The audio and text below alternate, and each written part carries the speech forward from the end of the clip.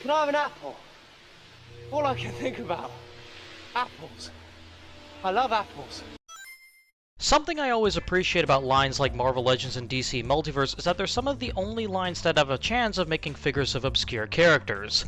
As good as stuff like Mafex and SH Figuarts are, they're not really going to be making a figure of the Rose anytime soon, are they?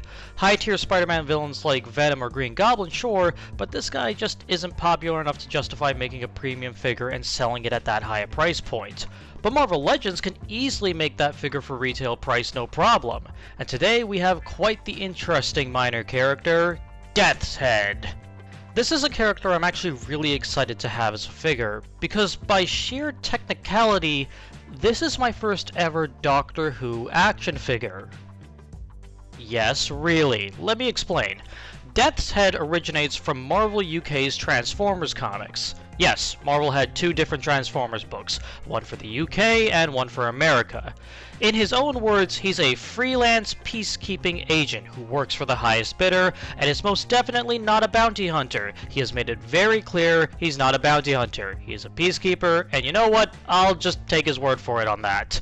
He clashed with both the Autobots and Decepticons a few times before jumping into a time portal to escape getting caught in Unicron's explosive death. Said time portal ended up having him collide with the TARDIS, with the Doctor shrinking him down to human size and sending him to the year 8162 to take care of him, before eventually the Doctor left him on top of the Baxter Building.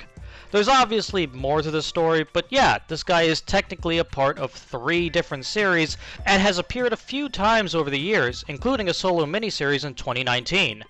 In fact, technically speaking, this is actually Death's Head's second appearance in Marvel Legends, as Death's Head 2 also released back in around 2019. Though I've got to say, this design is a lump of ass. I don't know, he just looks like a blue bootleg version of the Predator more than anything. But now the original is here, and the Marvel Legends line is an SDCC exclusive. So let's take a look at him and see how he turned out.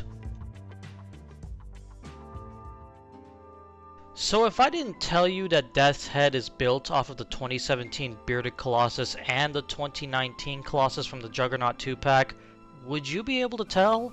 The only thing that gives away the reuse is the arms, both because of the pins and the gauntlets not looking like the ones Death's Head originally has. Other than that, Death's Head looks pretty much one-to-one with how he looked in the comics. Some details may be different, such as the color of the harness connecting his shoulder plates, but said color tended to vary between different artists, so I see that as a non-issue. Speaking of, there's a bunch of scorch marks and scratches all over the various plates of armor. The real standout parts of the sculpt, though, are the head and the cape. Now, the head doesn't need much explanation. It looks pretty much as good as you'd hope it would for a Legends figure. Not sure if I like the glow effect on the eyes, but I certainly don't hate it. What really impressed me is the cape. I typically don't care much for plastic capes. They're stuck in one position, making some poses look more awkward than they should, and depending on how they're sculpted, they can easily block the articulation for the shoulders. Thankfully for Death's Head here, the shoulders aren't impeded by the cape at all, but what really makes this cape so good is the sculpted details. Look at that! Some incredibly well done work here for the stitching.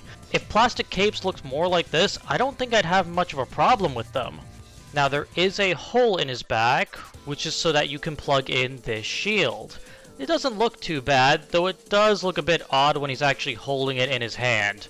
But as you can see, there are some extra slots on the inside of it, and to talk about that, we need to show off the rest of his accessories. Death's Head comes equipped with a gripping left hand and a posed right. Odd that they decided to not just give him a full set of gripping hands, but you still get the standard set of fists as well. As for weapons, you get an axe, a mace, and a missile. They might seem a bit small, but that's because you're supposed to plug them straight into the arms the same way you would with the hands. Kind of like Optimus's Energon axe, and they both look great and work like an absolute charm. But let's get back to that shield, and as you've probably guessed, you can plug the weapons into the shield in a very nifty form of weapon storage. I know that this is just how he stores them in the comics, but this is a really nice way to keep most of the accessories on hand, without having to get a baggie or to just keep them in the box.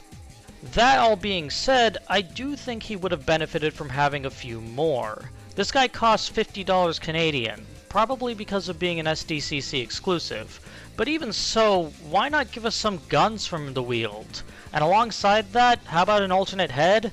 Death's head's head isn't static. He is capable of showing emotion, so having an alternate head would have been really nice. Still, accessories are only a part of the equation. He still needs to be able to get into good poses to get the most out of them.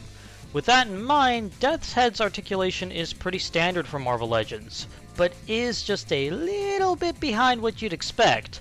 The Colossus body is pretty old at this point, so there aren't any butterfly joints, and the elbow joints get far less range than what you'd expect. Also, on my copy at least, the joints for the ankles, boots, and thigh swivels are a bit loose. Not enough that they're unreliable, but still something to keep in mind.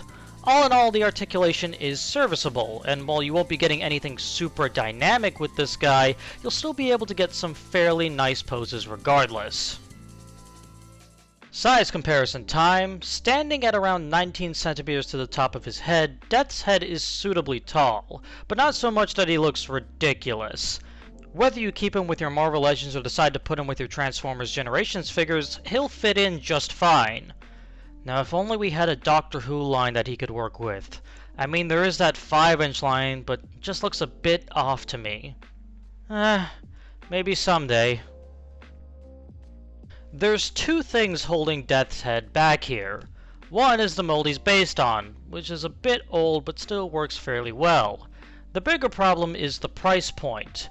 $50 Canadian isn't cheap, and while the figure himself is fine, I do feel like he is just a tad overpriced. If he came with more accessories, I'd probably be singing a different tune.